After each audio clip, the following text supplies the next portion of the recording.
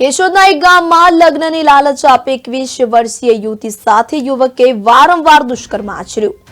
લોકરક્ષક પરીક્ષા દરમિયાન બંને વચ્ચે મુલાકાત થઈ હતી કે જે બાદ પ્રેમ સંબંધ બંધાયો હતો। યુવકે લગ્નની લાલચ આપી 2 વર્ષ સુધી શારીરિક શોષણ કર્યા બાદ અંતે લગ્નની ના પાડી દીધી કે જેથી યુવક વિરુદ્ધ દુષ્કર્મની ફરિયાદ નોંધવામાં આવી છે। 2 વર્ષ પહેલા ભાવનગરમાં લોકરક્ષક પરીક્ષા દરમિયાન યુવક અને યુવતી વચ્ચે મુલાકાત થઈ હતી કે જે બાદ મિત્રતા ગાઢ બનતા બંને વચ્ચે પ્રેમ સંબંધ બંધાયો હતો। યુવતી શાળામાં નોકરી કરતી હતી કે જેની જાણ થતા યુવક તેની સાથે વારંવાર મુલાકાત કરતો હતો। આરોપીએ યુવતીને લગ્નની ખાતરી આપી અને તેના માતા પિતાને પણ મળવા લઈ ગયો હતો। સમય જતાં બંને વચ્ચે પ્રેમ સંબંધ બંધાયો કે જે બાદ આરોપીએ યુવતી સાથે વારંવાર શારીરિક સંબંધ બાંધ્યા હતા।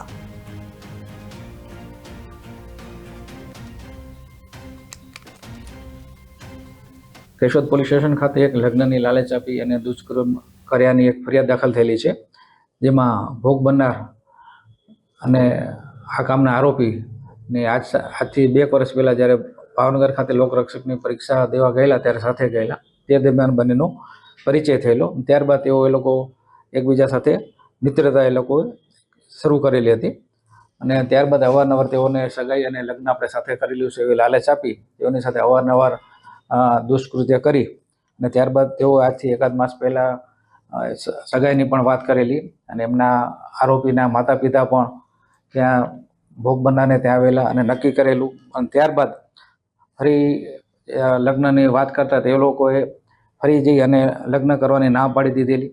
આ રીતે ફરિયાદીને લગ્નને સગાઈ લાલચ આપી અને તેની સાથે અવારનવાર દુષ્કૃત્ય કરેલ હોય જે બાબતની ભોગ બનનારે ફરિયાદ આપતા આ કામના આરોપી અજીતભાઈ ખીમાભાઈ ડાંગર વિરુદ્ધ કેશોદ પોલીસ સ્ટેશન ખાતે ફરિયાદ કરતા કેશોદ પોલીસ સ્ટેશને ગુનો દાખલ કરી આગળની તપાસ હાથ ધરી અને આરોપીને પકડવા તજવીજ ચાલુ કરેલી છે। કેશોદ પોલીસ સ્ટેશન ખાતે એક લગ્નની